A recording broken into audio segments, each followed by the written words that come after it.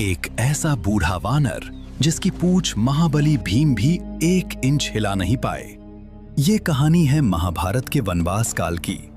एक दिन द्रौपदी की इच्छा पर महाबली भीम सौगंधिक कमल के फूल लाने के लिए अपनी शक्ति के पूरे घमंड के साथ जंगल की ओर निकल पड़े। जंगल में जिस रास्ते से भीम तेजी से जा रहे थे, वहां उन्होंने देखा एक बूढ़ा कमजोर सा वानर लेटा हुआ है। उसकी विशाल पूंछ ने पूरा रास्ता रोक रखा था। भीम ने गरज कर कहा, हे वानर, ये क्या तरीका है? मेरा रास्ता रोके क्यों लेटे हो? हटो यहां से। बूढ़े वानर ने धीरे से आंखें खोली। क्षमा करना है वीर पुरुष, मुझ में उठने की शक्ति नहीं है। दया करके तुम ही मेरी पूंछ हटाकर आगे चले जाओ।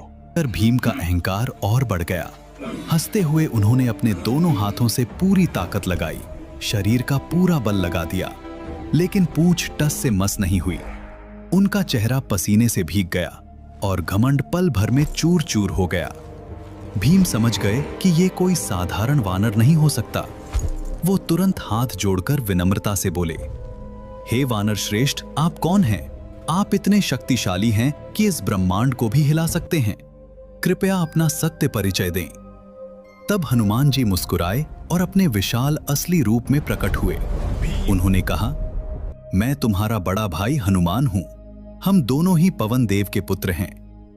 ये सुनते ही भीम भाव विभोर हो गए और बड़े भाई के चरणों पर गिर पड़े। हनुमान जी ने भीम को गले लगाया और समझाया, शक्ति का अहंकार नहीं करना चाहिए। बल का उपयोग केवल धर्म की रक्षा के लिए करना चाहिए और अपने छोटे भाई को फूलों के रास्ते पर आगे बढ़ाने के लिए। हनुमान जी ने अपनी गदा से पहाड़ के बीच एक विशाल द्वार बना दिया।